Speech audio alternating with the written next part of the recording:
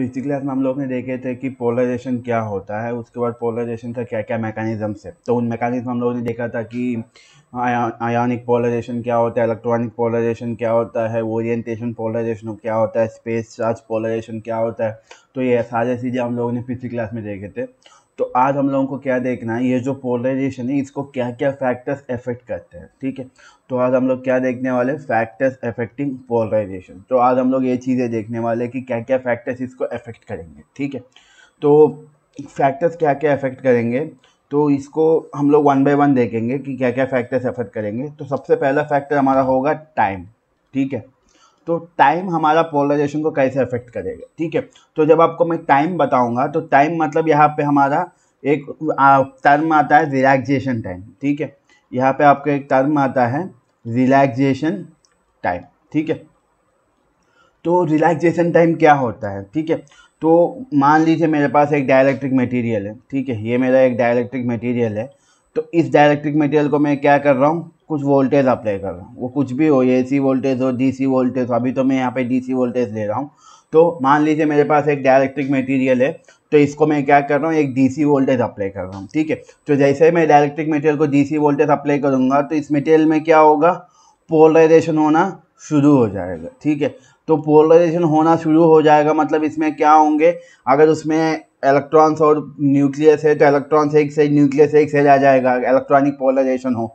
अगर आयन्स है तो पॉजिटिव आयन्स एक साइड, नेगेटिव आयन्स एक साइड आ जाएंगे। ओरिएंटेशन हो या स्पेस चार्ज हो, जो भी पोलराइजेशन हो, लेकिन वहाँ पे क्या होगा, एक चार्ज का डिस्ट्रीब्यूशन होगा। ठीक है, वहाँ पे क्या होगा, जैसे ही हम लोग इस डाइलेक्ट्रिक मटेरियल को कुछ फील्ड अप्लाई करेंगे, इसको वोल्टेज आप लोग बोलते हैं, लेकिन जब हम लोग डाइलेक्ट्रिक मटेरियल्स के बारे में बात करेंगे तो इसको हम लोग क्या बोलेंगे, फील्ड बोलेंगे। ठीक है, तो हमारे पास कोई डाइलेक्ट्रिक मटेरियल है, तो इसको हम जब फील्ड अप्लाई करेंगे तो इस डाइलेक्ट्रिक मटेरियल में क्या होगा, चार्ज का डिस्ट्रीब्यूशन होना शुरू हो जाएगा। डिस्ट्रीब्यूशन मतलब चार्जेस क्या होंगे, पॉजिटिव चार्ज एक साइड, नेगेटिव चार्ज एक साइड, ऐसा डिस्ट्रीब्यूशन होना शुरू हो जाएगा। ठीक है, तो उसके बाद डिस्ट्रीब्यूशन हो गया, उसके बाद मैं क्या किया हूँ, यहाँ से वोल्टेज रिमूव कर दिया हूँ। तो जैसे मैं इसका वोल्टेज या इसको जो फील्ड अप्लाई कर रहा हूँ, इसको फील्ड भी बोलते हैं ना, तो इसको मैं जब फील्ड अप्लाई करना रिमूव कर दूंगा तो यहाँ पे क्या होना चाहिए, यहाँ पे फिर से अपने सारे चार्जेस क्या हो जाएंगे। पहले मान लीजिए इस डाइलेक्ट्रिक मटेरियल में, ये डाइलेक्ट्रिक मटेरियल में डाइपोल्स ऐसा अलग अलग डायरेक्शन में ओरिएंटेड है। ठीक है, तो जैसे इसको मैं फील्ड अप्लाई किया हूँ तो इसमें डाइपोल्स क्या हो जाएंगे, डिस्ट्रीब्यूट हो जाएंगे ऐसा। ठीक है, ऐसा इवनली क्या हो जाएंगे, इसमें डाइपोल्स डिस्ट्रीब्यूट हो जाएंगे। ठीक है, लेकिन जब मैं फिर से फील्ड निकाल दूंगा तो ये डाइपोल सब क्या हो जाना चाहिए, ऐसा अलग अलग डायरेक्शन में ओरिएंटेड होना चाहिए, ताकि यहाँ पे टोटल पोलराइजेशन क्या होना चाहिए, जीरो होना चाहिए। ऐसा अलग अलग रैंडमली ओरिएंट होंगे तो इसमें जो पोलराइजेशन होगा वो क्या हो जाएगा, जीरो हो जाएगा। ठीक है, तो ऐसा होना है उनको। ठीक है, लेकिन ये क्या होता है कि जब आप वोल्टेज अप्लाई करेंगे तो सब ऐसा वोरिएंट एक डायरेक्शन में डिस्ट्रीब्यूट होंगे। उसके बाद जैसे ही आप फील्ड रिमूव करेंगे तो इनको ऐसा फिर से अपना ओरिजिनल पोजीशन मतलब रैंडमली डिस्ट्रीब्यूट होने के लिए कुछ टाइम लगता है। ठीक है, तो वो जो टाइम होता है उसको हम लोग क्या बोलते हैं, रिलैक्सेशन टाइम बोलते हैं। ठीक है, तो अब आपको क्लियर हो गया होगा रिलैक्सेशन टाइम मतलब क्या होता है। रिलैक्सेशन टाइम मतलब क्या होता है कि ये वो टाइम होता है कि मान लीजिए मैं पहले फील्ड अप्लाई किया हूँ तो मैं जितने भी चार्जेस है वो सब डिस्ट्रीब्यूट होगी। उसके बाद जब मैं फील्ड रिमूव कर दूंगा तो ये सारे चार्जेस फिर से अपने ओरिजिनल पोजीशन में जाने के लिए इनको कुछ टाइम लगेगा। ठीक है, तो ये जब नहीं अप्लाई किया हूँ और ये जब अप्लाई किया हूँ, ठीक है, जब अप्लाई किया हूँ तो सारे चार्जेस ऐसा डिस्ट्रीब्यूट हुए, और जब मैं फील्ड रिमूव कर दिया हूँ तो ऐसा अलग अलग डायरेक्शन में ओरिएंट हुए। तो अप्लाई करने के बाद अप्लाई किया हूँ तो डिस्ट्रीब्यूट हुए, उसके बाद जब मैं इनके ऊपर वोल्टेज निकाल दूंगा तो इन चार्जेस को फिर से अपना ओरिजिनल पोजीशन ऐसा रैंडमली आने के लिए जो टाइम लग रहा है उसी टाइम हम लोग क्या बोलेंगे, रिलैक्सेशन टाइम बोलेंगे। ठीक है, तो ये वो पोलराइजेशन का वैल्यू भी एक होता है। ये फॉर्मूला अगर याद रखना है तो आप लोग याद रख सकते हो, P is equal to P max into 1 minus E power minus T by T R. ठीक है, यहाँ पे टी क्या है, आप कितना टाइम के लिए फील्ड अप्लाई किए हो, और यहाँ पे टी आर क्या है, फील्ड रिमूव करने के बाद उसको कितना टाइम लगा अपना पोलराइजेशन को जीरो करने के लिए। तो इसका ये फॉर्मूला है। ठीक है, तो पी मैक्स क्या होगा, जब आप फील्ड अप्लाई करेंगे जिसमें पोलराइजेशन एक पर्टिकुलर मैक्सिमम वैल्यू को जाएगा, उस वैल्यू का हम लोग क्या बोलते हैं, पोलराइजेशन बोलते हैं। ठीक है, तो ये जो रिलैक्सेशन टाइम है, तो अब आप लोगों को क्लियर हो गया होगा रिलैक्सेशन टाइम क्या होता है। तो ये जो रिलैक्सेशन टाइम है ये क्या करेगा, अपना पोलराइजेशन को अफेक्ट करेगा, क्योंकि अब क्लियरली पता चल रहा है कि हम किसी में फील्ड अप्लाई कर रहे हैं तो उसमें पोलराइजेशन हो रहा है। जब हम लोग फील्ड रिमूव कर देंगे तो वो पोलराइजेशन जीरो होने के लिए कुछ टाइम ले रहा है, वो टाइम क्या होता है, पोलराइजेशन टाइम होता है। ठीक है, तो अलग अलग मैकेनिज्म में अलग अलग पोलराइजेशन टाइम होता है। जैसा कि अगर मान लीजिए आपने जो डाइलेक्ट्रिक मटेरियल लिया उसमें अगर इलेक्ट्रॉनिक पोलराइजेशन हो रहा है, ठीक है, अगर आपने डाइलेक्ट्रिक मटेरियल लिया तो उसमें अगर इलेक्ट्रॉनिक पोलराइजेशन हो रहा है तो इस इलेक्ट्रॉनिक पोलराइजेशन में आपका जो रिलैक्सेशन टाइम होगा, ठीक है, ये क्या होगा, इंस्टेंटेनियसली हो जाएगा, मतलब इसमें ज़्यादा टाइम नहीं लेगा, तुरंत हो जाएगा। ठीक है, लेकिन अगर आपने जो मटेरियल लिया है, ठीक है, उस मटेरियल में मान लीजिए आयॉन्स है, तो आयॉन्स की वजह से उस मटेरियल में जो पोलराइजेशन हो रहा है वो मेरा आयोनिक पोलराइजेशन हो रहा है, तो यहाँ पे जो टाइम लगेगा वो क्या होगा, स्लोली होगा, मतलब रिलैक्सेशन टाइम यहाँ पे थोड़ा ज़्यादा होगा क्योंकि यहाँ पे टाइम ज़्यादा लेगा। ठीक है, उसके बाद अगर आपका ओरिएंटेशन पोलराइजेशन हो रहा है, किसी आपके पास मटेरियल, तो अलग अलग मटेरियल में अलग अलग पोलराइजेशन होगा। अगर आपके पास आपका मटेरियल में ओरिएंटेशन पोलराइजेशन हो रहा है तो ओरिएंटेशन पोलराइजेशन में और स्लोली होगा, मतलब रिलैक्सेशन टाइम और ज़्यादा होगा। जितना स्लोली होगा उतना ज़्यादा रिलैक्सेशन टाइम होगा, क्योंकि आपको बताया हूँ रिलैक्सेशन टाइम क्या होता है कि फील्ड रिमूव करने के बाद उसको अपना ओरिजिनल पोजीशंस में जाने के लिए डाइपोल्स को जो टाइम लगता है वो रिलैक्सेशन टाइम लगता है। तो इलेक्ट्रॉनिक पोलराइजेशन में तुरंत हो जाता है, मतलब वहाँ पे रिलैक्सेशन टाइम जीरो के आसपास होगा। ठीक है, आयोनिक पोलराइजेशन में धीरे धीरे होगा, मतलब इनमें रिलैक्सेशन टाइम थोड़ा ज़्यादा रहेगा। ओरिएंटेशन पोलराइजेशन में और स्लोली होगा, मतलब इसमें रिलैक्सेशन टाइम और ज़्यादा होगा। और उसके बाद लास्ट वाला आपका स्पेस चार्ज पोलराइजेशन है, उसमें तो और स्लोली होगा। ठीक है, सबसे स्लोएस्ट प्रोसेस होगा। ठीक है, तो मतलब ओरिएंटेशन पोलराइजेशन में जो रिलैक्सेशन टाइम होगा वो बहुत ज़्यादा होगा। ठीक है, तो ऐसा आपका क्या होगा, पहला फैक्टर है रिलैक्सेशन टाइम पे ऊपर डिपेंड होगा। उसके बाद आपका दूसरा फैक्टर क्या है, फ्रीक्वेंसी के ऊपर। आप जो फील्ड अप्लाई कर रहे हो या आप जो वोल्टेज अप्लाई कर रहे हो, ठीक है, तो इस वोल्टेज का क्या फ्रीक्वेंसी है, ठीक है, उस फ्रीक्वेंसी के ऊपर डिपेंड होके भी आपका जो पोलराइजेशन है वो वेरी होगा। ठीक है, तो एक कर्व से बता दूंगा, आपको क्लियर होगा। ठीक है, तो यहाँ पे मैं एक कर्व प्लॉट करूंगा। ठीक है, तो मान लीजिए ये मेरा यहाँ पे ये जो है इसमें वाई एक्सिस मेरा पोलराइजेशन है। ठीक है, और यहाँ पे एक्स एक्सिस मेरा फ्रीक्वेंसी है। ठीक है, तो मैं फ्रीक्वेंसी का अलग अलग फ्रीक्वेंसी ले रहा हूँ। ये एक मेरा इलेक्ट्रिक पोटेंशियल फ्रीक्वेंसी है, मतलब 50 हर्ट्ज फ्रीक्वेंसी। उसके बाद एक मेरा ऑडियो फ्रीक्वेंसी है, मतलब 20 हर्ट्ज से लेकर 20 किलो हर्ट्ज तक। और एक मेरा रेडियो फ्रीक्वेंसी है, और एक मेरा इंफ्रारेड फ्रीक्वेंसी है, और एक मेरा ऑप्टिकल फ्रीक्वेंसी है। ठीक है, तो ये इलेक्ट्रिक फ्रीक्वेंसी का रेंज क्या होता है, 50 हर्ट्ज फ्रीक्वेंसी अगर इंडिया है तो, अगर यूएस है तो 60 हर्ट्ज। और ऑडियो फ्रीक्वेंसी का रेंज क्या होता है, 20 हर्ट्ज से लेके 20 किलो हर्ट्ज। ठीक है, तो रेडियो, इंफ्रारेड और ऑप्टिकल सबका अलग अलग फ्रीक्वेंसी रहेगा। ठीक है, तो इसका अगर आप कर्व देखेंगे तो आपका ये जो कर्व आएगा वो कैसे आएगा,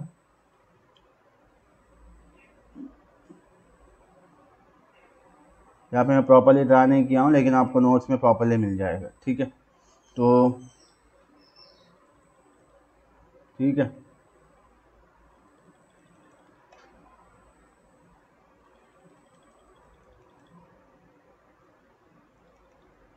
ठीक है, तो ये जो पोलराइजेशन हो रहा है ये आपका क्या हो रहा है, स्पेस चार्ज पोलराइजेशन हो रहा है। ठीक है, और ये जो पोलराइजेशन हो रहा है ये आपका क्या हो रहा है, ओरिएंटेशन पोलराइजेशन हो रहा है। ठीक है, उसके बाद ये जो पोलराइजेशन हो रहा है ये आपका क्या हो रहा है, आयोनिक पोलराइजेशन हो रहा है। ठीक है, और इसके नीचे ये जो हो रहा है ये आपका इलेक्ट्रॉनिक पोलराइजेशन हो रहा है। ठीक है, तो यहाँ पे आपको समझने वाली चीज़ ये है कि, ठीक है, तो इलेक्ट्रॉनिक पोलराइजेशन क्या होगा, तो आप यहाँ पे देख सकते हैं स्टार्टिंग से लेके एंडिंग तक, मतलब आपका इलेक्ट्रिक फ्रीक्वेंसी से लेके ऑप्टिकल फ्रीक्वेंसी तक हर जगह आपका क्या हो रहा है, इलेक्ट्रॉनिक पोलराइजेशन हो रहा है। तो आप देख सकते हैं यहाँ से लेके यहाँ तक पूरा इलेक्ट्रॉनिक पोलराइजेशन, मतलब इलेक्ट्रॉनिक पोलराइजेशन आपका क्या होगा, स्टार्टिंग से लेके मतलब इलेक्ट्रिक फ्रीक्वेंसी मतलब 50 हर्ट्ज फ्रीक्वेंसी से लेके आपका ऑप्टिकल फ्रीक्वेंसी तक। ऑप्टिकल फ्रीक्वेंसी का एक रेंज होगा, आप लोग गूगल करेंगे तब भी आपको मिल जाएगा।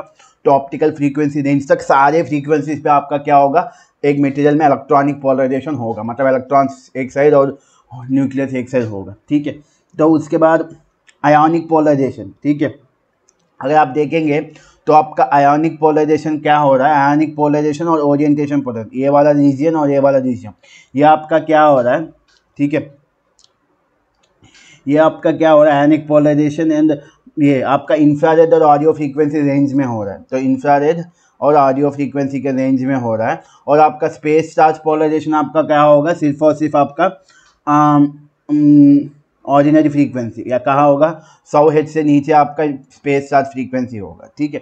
तो अलग अलग फ्रीक्वेंसी से, तो आपका इलेक्ट्रॉनिक पोलराइजेशन इलेक्ट्रिक फ्रीक्वेंसी से लेके आपका ओरिएंटेशन ऑप्टिकल फ्रीक्वेंसी तक सारे फ्रीक्वेंसीज में होगा। लेकिन आपका आयोनिक और ओरिएंटेशन पोलराइजेशन क्या होगा, आपका इंफ्रारेड और रेडियो फ्रीक्वेंसी में होगा। और आपका स्पेस चार्ज पोलराइजेशन आपका सिर्फ और सिर्फ बिलो 100 हर्ट्ज होगा, ठीक है। तो एक बार मैं लिख देता हूँ क्योंकि आप लोगों को फिर से डाउट ना आए, मैं यहाँ पे लिख दे रहा हूँ। तो देखिए, किसी भी मटेरियल में इलेक्ट्रॉनिक, अगर उस मटेरियल में इलेक्ट्रॉनिक पोलराइजेशन होगा तो वो कोई भी फ्रीक्वेंसी में होगा, ठीक है। कोई भी फ्रीक्वेंसी, इलेक्ट्रिक फ्रीक्वेंसी से लेकर ऑप्टिकल फ्रीक्वेंसी, हाईएस्ट फ्रीक्वेंसी तक, हर एक फ्रीक्वेंसी में आपका मटेरियल में अगर इलेक्ट्रॉनिक पोलराइजेशन होना है तो इलेक्ट्रॉनिक पोलराइजेशन होगा, ठीक है। लेकिन आपका जो ओरिएंटेशन एंड आयोनिक पोलराइजेशन, और ओरिएंटेशन और आयोनिक पोलराइजेशन आपका कहाँ होगा, वो आपका होगा इंफ्रारेड फ्रीक्वेंसी से लेके ऑडियो फ्रीक्वेंसी के बीच में होगा, ठीक है। इंफ्रारेड फ्रीक्वेंसी से लेके ऑडियो फ्रीक्वेंसी के बीच में आपका क्या होगा, आयोनिक और ओरिएंटेशन पोलराइजेशन होगा, ठीक है। उसके बाद आपका स्पेस चार्ज पोलराइजेशन कहाँ होगा, वो सिर्फ और सिर्फ बिलो 100 हर्ट्ज होगा, ठीक है। वो क्या होगा, बिलो 100 हर्ट्ज क्या होगा आपका, बिलो 100 हर्ट्ज आपका क्या होगा, स्पेस चार्ज पोलराइजेशन होगा, ठीक है। तो वो सब आपको इस कर्व से दिख जाएगा, आपका मैं नोट्स में भी दूंगा, ये कर्व आपको क्लियर हो जाएगा, ठीक है। तो ये सारे फैक्टर्स है। पहला फैक्टर क्या है, रिलैक्सेशन टाइम, और दूसरा फैक्टर आपका क्या है, फ्रीक्वेंसी, ठीक है। तो टेम्परेचर का थोड़ा बहुत इफेक्ट रहता है, लेकिन वो इतना इंपॉर्टेंट नहीं है। तो टेम्परेचर का इफेक्ट आप लोग मान सकते हैं कि इसमें थोड़ा बहुत टेम्परेचर का इफेक्ट भी होता है, ठीक है।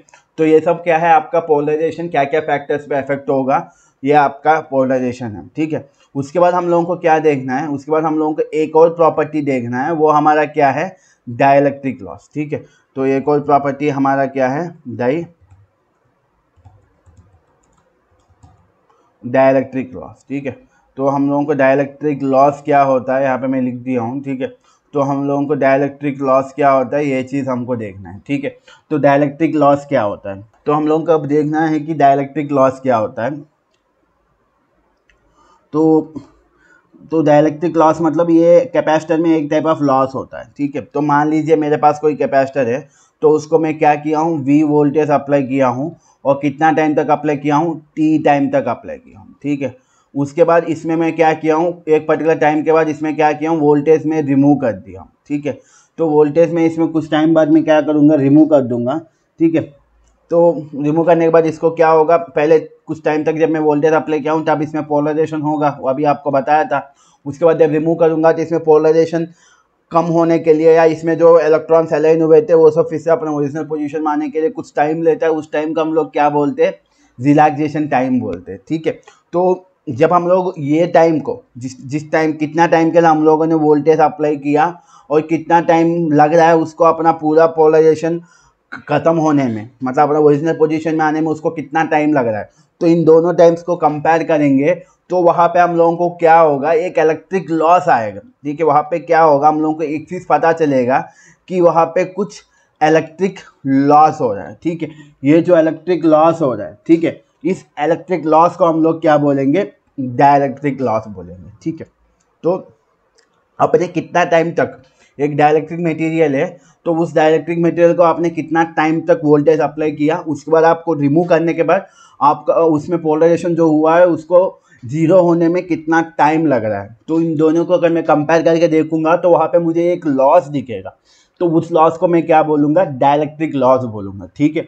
तो ये डाइलेक्ट्रिक लॉस हर एक कंडीशन में नहीं होगा, एक ही कंडीशन में होगा। अभी मैं आपको कंडीशन बता दे रहा हूँ, ठीक है। तो डाइलेक्ट्रिक लॉस जो होता है वो हर एक कंडीशन में नहीं होगा, जो हम लोग कंडीशंस देखेंगे। तो सबसे पहला कंडीशन हम लोग देख रहे हैं, तो पहला कंडीशन मान लीजिए मैं जो टाइम, कितना टाइम के लिए मैं वोल्टेज अप्लाई किया हूँ वो टाइम मेरा रिलैक्सेशन टाइम से कम है, ठीक है। मतलब अगर किसी उसमें मैं जो मटेरियल लिया हूँ उस मटेरियल में पोलराइजेशन खत्म होने के लिए जितना टाइम लग रहा है, मान लीजिए मैं कोई मटेरियल लिया हूँ, उस मटेरियल में रिलैक्सेशन टाइम मुझे पता है कि इसमें पोलराइजेशन अगर होगा तो उस पोलराइजेशन को ख़त्म होने के लिए 10 सेकंड लगेगा, ठीक है। लेकिन मैं जो वोल्टेज अप्लाई किया हूँ वो मैं कितना अप्लाई किया हूँ, सिर्फ और सिर्फ 5 सेकंड के लिए अप्लाई किया हूँ। मतलब मैं 5 सेकंड के लिए वोल्टेज अप्लाई किया हूँ, उसके बाद मैं वोल्टेज रिमूव कर दिया हूँ। लेकिन उसमें जो पोलराइजेशन हुआ उसको खत्म होने के लिए कितना टाइम लगेगा, वोल्टेज रिमूव करने के बाद 10 सेकंड लगेगा। मतलब मैं कितना टाइम के लिए वोल्टेज अप्लाई किया हूँ और उसमें कितना टाइम लग रहा है रिलैक्सेशन होने में, तो आप देखेंगे तो मेरा अप्लाइड टाइम रिलैक्सेशन टाइम से कम है। मैं अपना रिलैक्सेशन टाइम अप्लाइड टाइम से कम अप्लाई किया हूँ। तो तब क्या होगा, यहाँ पे आप एक चीज़ ऑब्जर्व करिए। यहाँ पे मैं कितना टाइम के लिए मैं मान लो 5 सेकंड के लिए मैं वोल्टेज अप्लाई किया हूँ, लेकिन इसमें रिलैक्सेशन टाइम ही 10 सेकंड है। तो जब आप 5 सेकंड के लिए अप्लाई किए हो, मतलब आप जो वोल्टेज अप्लाई किए हो उस वोल्टेज का जो टाइम है, कितना टाइम के लिए वोल्टेज अप्लाई किए हो, वो आपका रिलैक्सेशन टाइम से कम अप्लाई किए हो, तो उस मटेरियल में पोलराइजेशन नहीं होगा, ठीक है। उस मटेरियल में पोलराइजेशन होगा ही नहीं, क्योंकि एक चीज़ आप ऑब्जर्व करेंगे तो उस मटेरियल का रिलैक्सेशन टाइम ही 10 सेकंड है। तो अगर आप 10 सेकंड से ज़्यादा टाइम के लिए वोल्टेज अप्लाई करेंगे तब उसमें कुछ पोलराइजेशन होगा, उसके बाद आप रिमूव करेंगे तो उस पोलराइजेशन को डीपोलराइज होने में टाइम लगेगा। लेकिन आपने क्या किया, उसका जो रिलैक्सेशन टाइम है उससे कम टाइम के लिए अप्लाई किया आपने। रिलैक्सेशन टाइम इसका 10 सेकंड है, तो हम लोगों ने क्या किया, सिर्फ और सिर्फ 5 सेकंड के लिए यहाँ पे वोल्टेज अप्लाई किया। तो इस मटेरियल में पोलराइजेशन होगा ही नहीं। जब इस मटेरियल में पोलराइजेशन नहीं होगा तो इस मटेरियल में क्या होगा, इस मटेरियल में कोई इलेक्ट्रिक लॉस नहीं होगा, मतलब इस मटेरियल में डाइलेक्ट्रिक लॉस होगा ही नहीं, ठीक है। तो उस समय, क्योंकि मान लीजिए कभी भी मतलब ऐसा ही अप्लाई करेंगे ना, डाइलेक्ट्रिक मटेरियल बीच में लगाएंगे और यहाँ पे हम लोग वोल्टेज लगाएंगे, ठीक है। तो ये आपका क्या बन रहा है, एक कैपेसिटर के जैसा बन रहा है ना। तो ये आपका एक कैपेसिटर जैसा बन रहा है। तो यहाँ पे अगर आप देखेंगे वोल्टेज और करंट के बीच में कितना लैगिंग है, तो आपका जो वोल्टेज होगा वो करंट से कितना डिग्री लैग होगा, 90 डिग्री लैग होगा, ठीक है। एग्जैक्टली 90 डिग्री लैग होगा, ठीक है। 90 डिग्री इसलिए लैग हुआ क्योंकि यहाँ पे मैं 5 सेकंड, यहाँ पे मैं जो वोल्टेज अप्लाई किया हूँ वो टाइम मैं रिलैक्सेशन टाइम से कम टाइम के लिए मैं वोल्टेज अप्लाई किया हूँ। तो कम टाइम के लिए वोल्टेज अप्लाई करने की वजह से इस मटेरियल में पोलराइजेशन नहीं होने की वजह से मेरा जो वोल्टेज है वो करंट से 90 डिग्री लैगिंग में होगा, ठीक है। तो ये होगा आपका, अगर आपने अप्लाई किया है तो, ठीक है। उसके बाद आपका दूसरा कंडीशन क्या है, अब दूसरा कंडीशन भी देखेंगे। दूसरा कंडीशन में मैं क्या किया हूँ, ठीक है, दूसरा कंडीशन भी देखेंगे। दूसरा कंडीशन में मेरा जो अप्लाइड टाइम है वो मेरा रिलैक्सेशन टाइम से ज़्यादा है, ठीक है। तो इस समय क्या होगा, ठीक है, अप्लाइड टाइम में रिलैक्सेशन टाइम से ज़्यादा है, ठीक है। मतलब मान लीजिए मेरा जो मटेरियल है उसका रिलैक्सेशन टाइम 10 सेकंड है और मैंने वोल्टेज कितना सेकंड के लिए अप्लाई किया, मान लीजिए मैं 15 सेकंड के लिए वोल्टेज अप्लाई किया हूँ, ठीक है। तो अब क्या होगा, इसमें क्या होगा, ठीक है, यहाँ पे कुछ पोलराइजेशन होगा, पोलराइजेशन तो होगा, मैं नहीं बोल रहा हूँ जी। मैं 15 सेकंड के लिए अप्लाई किया हूँ, तो इस 15 सेकंड में क्या होगा, मेरा मटेरियल में पोलराइजेशन होगा। मतलब जो भी इलेक्ट्रॉन्स है वो सब एक साइड, न्यूक्लियस एक साइड हो जाएंगे, अगर आयन से तो पॉजिटिव आयन से एक साइड, नेगेटिव एक साइड हो जाएंगे, ठीक है। लेकिन यहाँ पे आप ऑब्जर्व करने बात ये है कि मेरा यहाँ पे आप जिस टाइम कितना टाइम के लिए मैं वोल्टेज अप्लाई किया हूँ वो मेरा रिलैक्सेशन टाइम से ज़्यादा है। तो ये रिलैक्सेशन टाइम से ज़्यादा होने की वजह से इसमें पोलराइजेशन होगा, लेकिन जैसे ही आप वोल्टेज रिमूव करेंगे तो इसमें पोलराइजेशन क्या हो जाएगा, इंस्टैंटेनियसली, मतलब तुरंत क्या हो जाएगा, खत्म हो जाएगा पोलराइजेशन, ठीक है। इंस्टैंटेनियसली खत्म हो जाएगा। तो इंस्टैंटेनियसली खत्म होने की वजह से इसमें भी क्या होगा, कुछ इलेक्ट्रिक लॉस नहीं होगा, ठीक है। इलेक्ट्रिक लॉस पहले वाले में क्यों नहीं हो रहा, क्योंकि वहाँ पे पोलराइजेशन हो ही नहीं रहा। और दूसरे वाले में इलेक्ट्रिक लॉस इसलिए नहीं हो रहा, मतलब इलेक्ट्रिक लॉस मतलब यहाँ पे डाइलेक्ट्रिक लॉस, ठीक है।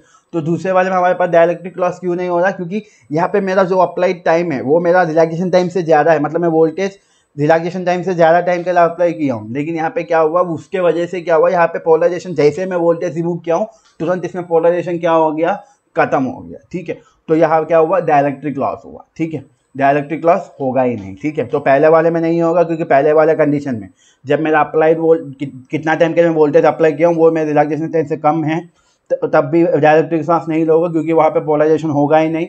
और दूसरे वाले में अगर मैं अप्लाइड वोल्टेज रिलैक्सेशन टाइम से ज़्यादा टाइम के लिए अप्लाई किया हूँ तो तब भी डायरेक्ट्रिक लॉस नहीं होगा, क्योंकि यहाँ पे पोलराइजेशन तो होगा, लेकिन जैसे ही आप वोल्टेज रिमूव करेंगे तो यहाँ पे पोलराइजेशन आपका क्या होगा, तुरंत खत्म हो जाएगा। ठीक है, तो अगर आप यहाँ भी अगर आप वोल्टेज और करंट के बीच में कर्व देखेंगे तो यहाँ भी डायरेक्ट्रिक लॉस नहीं होने की वजह से वोल्टेज और करंट के बीच में कितना एंगल होगा, 90 डिग्रीज। मतलब करंट वोल्टेज क्या होगा, करंट से 90 डिग्रीज पीछे होगा, या करंट वोल्टेज से 90 डिग्रीज आगे रहेगा। ठीक है, तो उसके बाद तीसरा कंडीशन देखेंगे।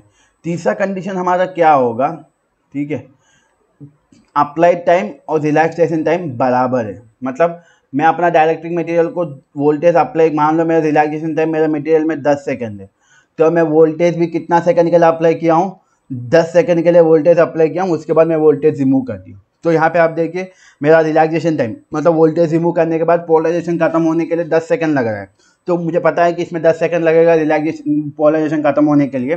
तो मैं क्या किया हूँ, वोल्टेज भी मैं 10 सेकंड के लिए अप्लाई किया हूँ, मतलब मेरा रिलैक्सेशन टाइम और वोल्टेज टाइम बराबर है। तो उस समय क्या होगा, उस समय यहाँ पे क्या होगा, रिजोनेंस होगा। ठीक है, उस समय यहाँ पे क्या होगा, रिजोनेंस होगा।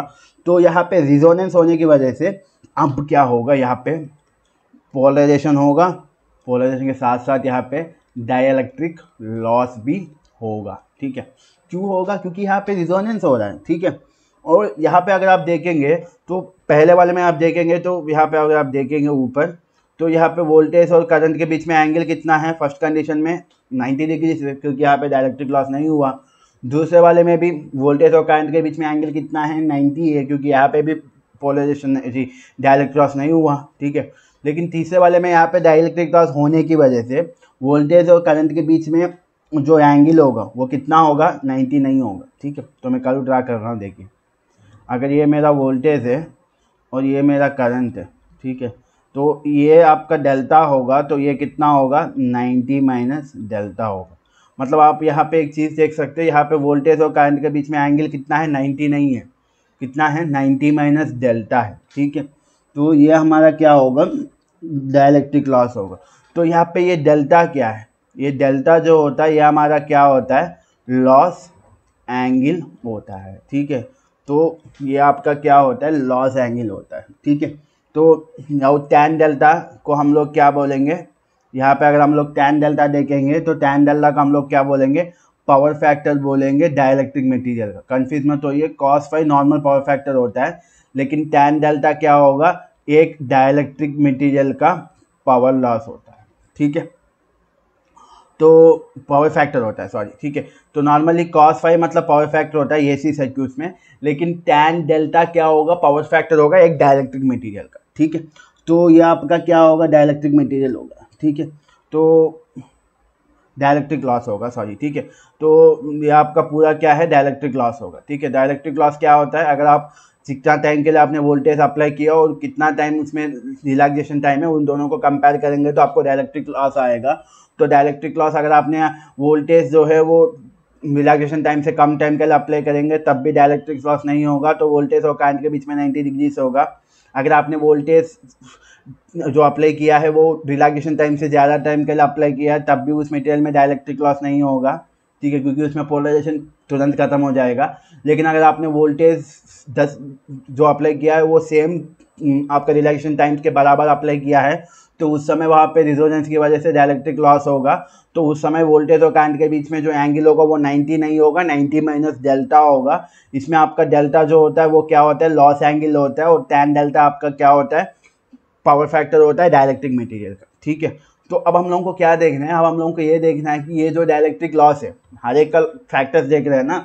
जब आपने डाइलेक्ट्रिक कांस्टेंट देखा तो क्या क्या फैक्टर्स असर कर रहे हैं, जब आपने डाइलेक्ट्रिक स्ट्रेंथ देखा तो डाइलेक्ट्रिक स्ट्रेंथ को क्या क्या फैक्टर्स अफेक्ट कर रहे हैं, और आपने जब पोलराइजेशन देखा तब भी आपने देखा है कि क्या क्या फैक्टर्स अफेक्ट कर रहे हैं पोलराइजेशन को।